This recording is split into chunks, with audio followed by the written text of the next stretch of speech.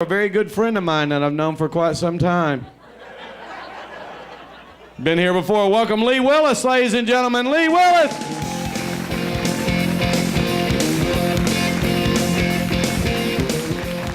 All right, how you guys doing? Man, it's awesome. Why you all find a babysitter tonight? That's awesome, man. Jeez. My sister, she's got that problem now. She finally gave birth at the age of 41, and she's ecstatic. She called me right after her water broke.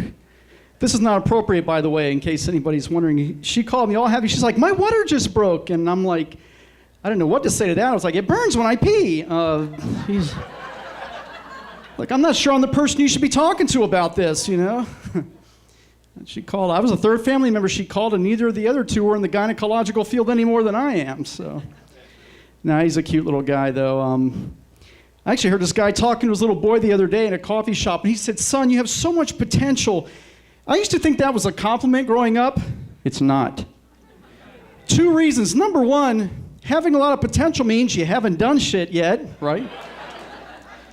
Number two, you can't return that compliment. Like if my dad said, son, you have so much potential, I can't say, so do you, Dad. You're going to make a really good father someday. It's like, no. It's not going to go over with the old man. Next thing you know, you're going to turn CNN on, and there's going to be a big debate over whether or not to pull my feeding tube. That's kind of how that would work out. So. I saw something strange last week. I was sitting at a red light behind this dump truck.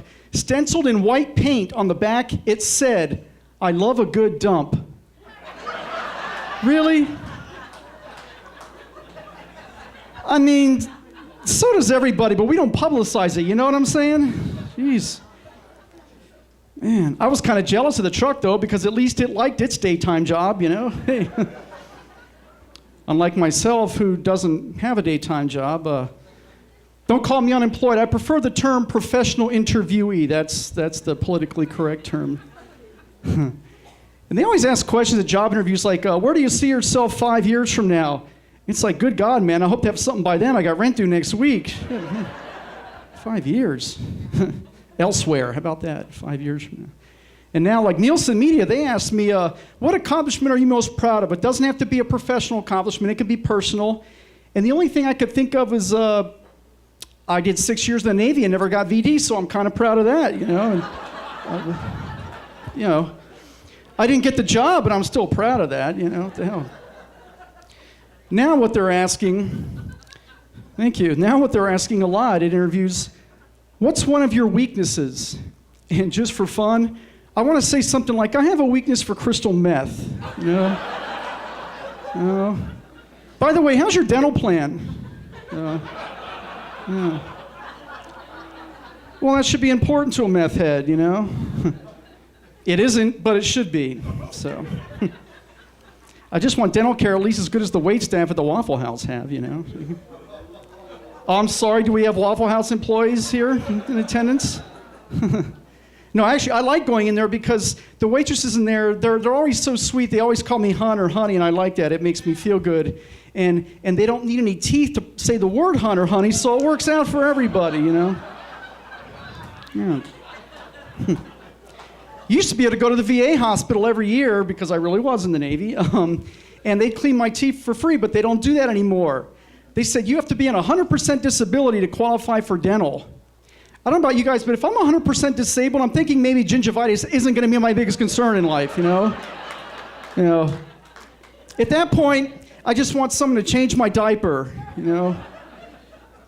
Maybe up the morphine drip a little, you know? Hey, brush my teeth. I don't know. I was watching this movie, well, actually, I was watching a documentary first, and if you ever notice, whenever you watch a documentary, the darker the subject matter, the creepier the narrator's voice tends to sound. Have you ever noticed that? I was watching this special on the Black Plague, and I swear they got Lucifer to narrate that thing. It's the Black Plague swept across Europe. Yeah, whoa, Lou, we got kids in here. Jeez, man. Yikes. And if you ever watch a movie and there's a dog in the movie, this is another thing I noticed, they'll put the dog in the credits. It'll say, like, and Barney as Mushroom the dog. Now, do you think Barney knows he's supposed to be portraying a completely different character named Mushroom, and he's supposed to research and embody that character? No. Now, before I get out of here, just a reminder, especially to the younger couples here, never ask your significant other, where did you learn to do that when you're in bed? Because there's no good answer to that. It's like, honey, where did you learn to do that? Like, I took a seminar, you like? You know? Like, UPS guy came by. Guys, my name's Lee Willis. That's my time. Thanks.